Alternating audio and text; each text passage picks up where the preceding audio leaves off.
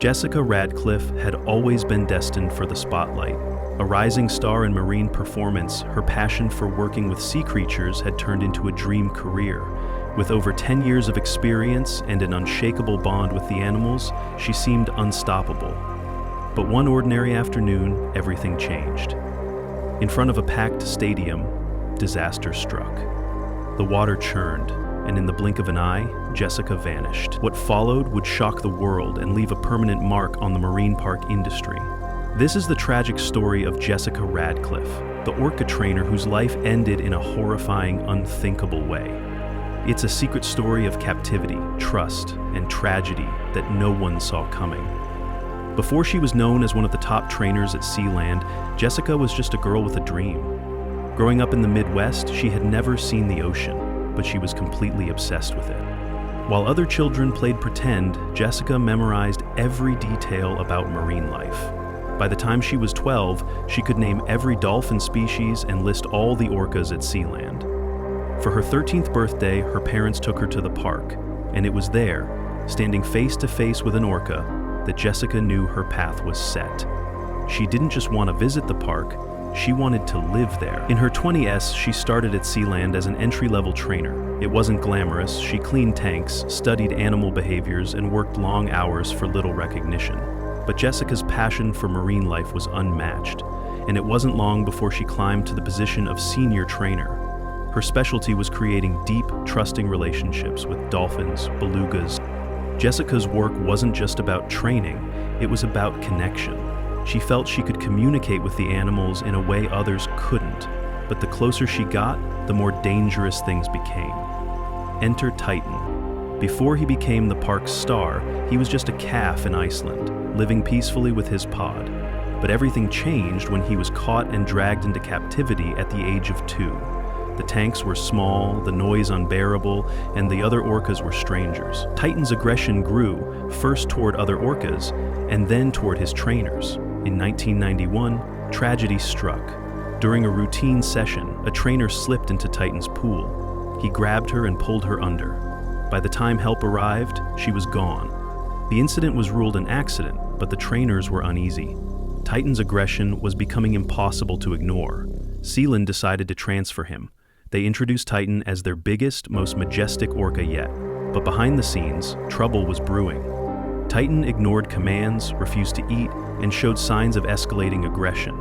But Jessica, ever the believer in redemption, thought she could work with him. She thought she could build trust with a whale like Titan. But Titan had already experienced what it felt like to cause harm. No one imagined what was coming. On an ordinary February afternoon, everything appeared normal. The park's signature orca show was underway. Families filled the stands, children eagerly watching, their excitement palpable.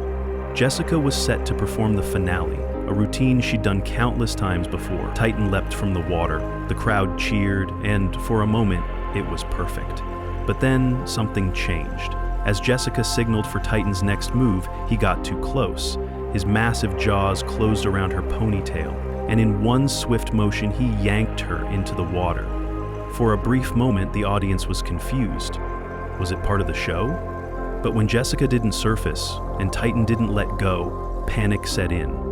The trainers on deck rushed to action, throwing nets, signaling with food and calling out commands. But nothing worked. Titan refused to respond. He kept dragging Jessica through the water, violently thrashing her around. The scene was chaos.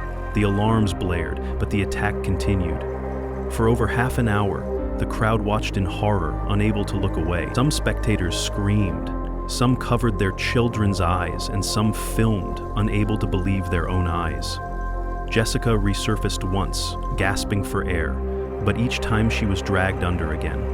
Poteen's power was too much. At one point, her limp, lifeless body was seen trailing behind the whale. It took more than 30 minutes for the staff to subdue Toteen and recover Jessica's body.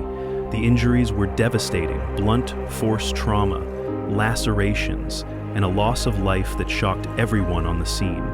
By the time the last spectators left, the park was silent.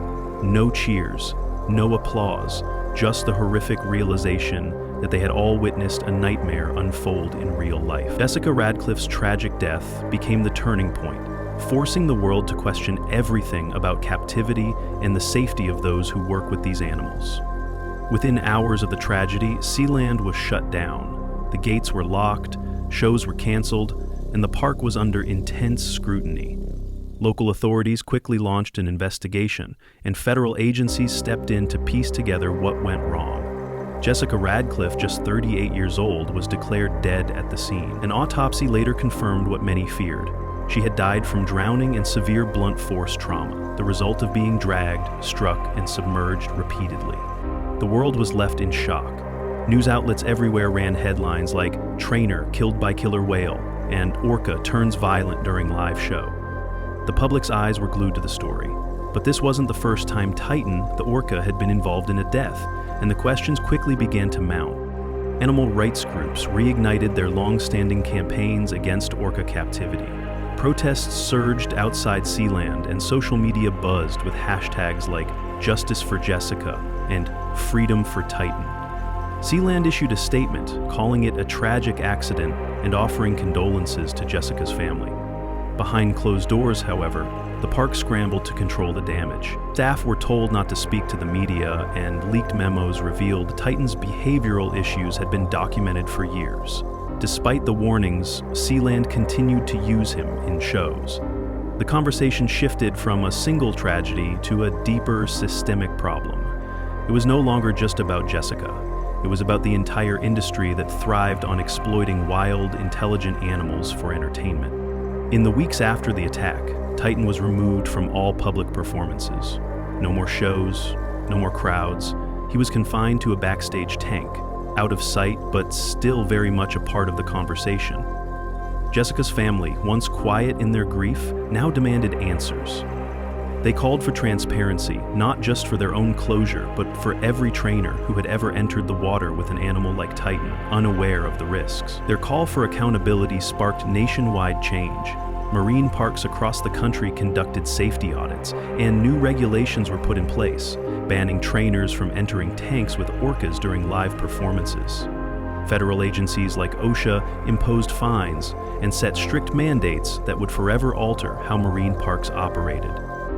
But the impact of Jessica's death went beyond policy changes. It triggered a cultural reckoning.